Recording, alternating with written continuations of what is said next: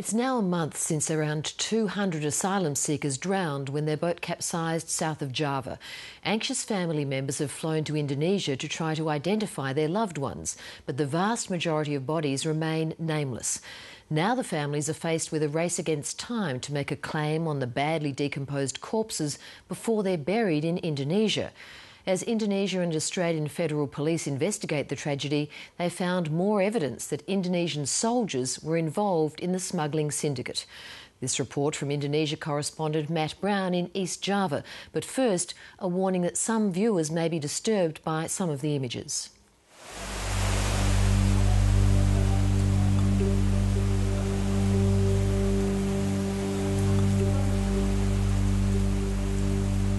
As the wet season rains pour down, the immigration detention centre at Pasuruan is filled to the brim with human misery. Here, dozens of survivors of the East Java shipwreck are locked away. We have very bad nightmares here. We cannot even sleep during the night. Esmat Adin and his fellow inmates have little to do but relive the day around 200 people drowned on their way to Australia. Many people were crying, many people were praying.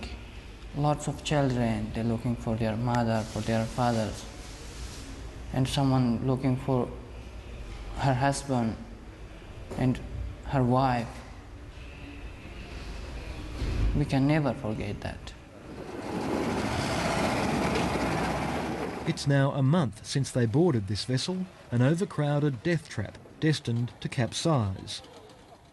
Esmat Adin was thrown into the ocean, then forced to watch helpless as his uncle and two cousins drifted out of sight. I was not able to do anything for them.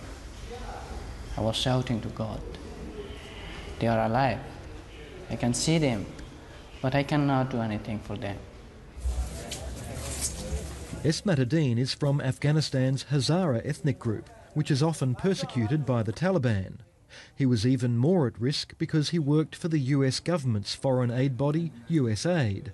But rather than wait through months of detention, he agreed to be sent home, and now he says he's faced with a deadly dilemma.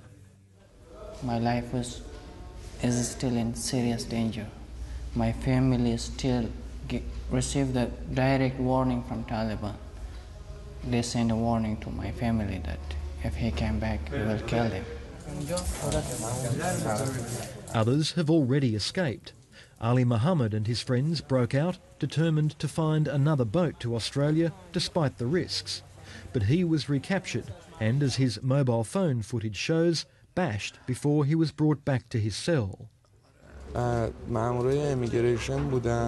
immigration officers and local people, they fastened my wrists and my feet as well. Then they hit me with a baton on my head while bringing me through the front gate. Did you just try to beat someone and telling that you make problem for us? If they are in your country, the Taliban kill you, here I will kill you. Interview.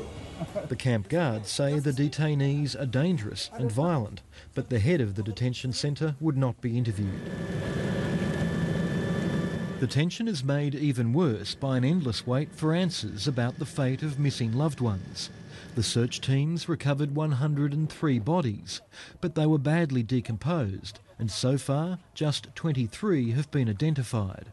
For the families, at times this frustration has been too much to bear. We want them to show us the dead body. We think who's alive, who's dead. The bodies are now being stored in a shipping container with intermittent refrigeration. The victim ID teams have resorted to posting up pictures of items recovered from the dead in the hope a family member will recognise something decisive. All my family. Ali Poya, a Hazara refugee who's made his life in Perth, is still looking for his two cousins, but he identified his brother Azatullah thanks to a macabre slideshow on the police computer. I saw the pictures they pull out from his pocket, or from his property. I saw my dad's picture and I saw his daughter picture as well, and I saw some numbers. It was match up with my family. And I'm sure he is my brother's body. Habib Isaac, a Hazara refugee living in Adelaide, is another engaged in this agonising search. He's identified 4 cousins, but the fate of 3 others remains a mystery. And so undignified. Every day they open the gate and the smell of the dead bodies goes all around the hospital, and you know that your loved ones are in that container and they are actually suffering. And we suffer more. It's just terrible. Samples of DNA have been taken from each corpse and sent to Jakarta, but family members have been told they'll have to pay $1,000 for each sample to be tested. If we can get identification from just fingerprints and dental records, then why not? Because DNA testing needs to be specifically handled and it costs so much money. It's absolutely disgrace that the DNA has not been done on these deceased ones. I'm not going to say that the Indonesian government should pay for it, but the respective embassies of the deceased ones should actually take responsibility of the corpses of their citizens. So far, just 2 bodies have been returned to their families. While they'll be laid to rest at home, the police say they'll bury the remaining corpses in Indonesia in less than a week. We cannot live peacefully in our own country. We cannot, if we are dead somewhere, our body and our corpses is not looked after properly, and we do not get any help from nobody. It's just so sad. The tragedy continues to shine a troubling light on the smuggling trade and the vexed effort to stop the boats. Investigators say a notorious smuggler named Saeed Abbas organised the doomed trip, despite the fact he was arrested back in August. He's a mayor, he killed many people.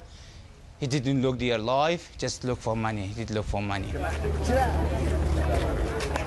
There's also mounting evidence that the smuggler was aided and abetted by members of the Indonesian Armed Forces. 7:30 has learned the police now have evidence that 5 soldiers and a civilian defence employee were involved. Faced with a widening scandal, the local army chief has pledged full cooperation. Who wouldn't be happy to uncover the syndicate? That's what we are trying to do right now. We need complete and comprehensive coordination, but for the time being, we are dealing with our people. However, the police fear they'll be blocked from pursuing inquiries which lead up the chain of command. For his part, Ali Poya says his brother's death highlights the futility and danger of Australia's attempts to stop the boats. As it happens, Azatullah was on the first boat turned back by John Howard in 2001. But that didn't stop him. In fact, this doomed trip was Azatullah's 3rd attempt to get to Australia. They are desperate, to reach in Australia, actually. They know this danger in front of them, but the danger is more there, That's why they come here, and wants to go to Australia. That report from Matt Brown in Indonesia.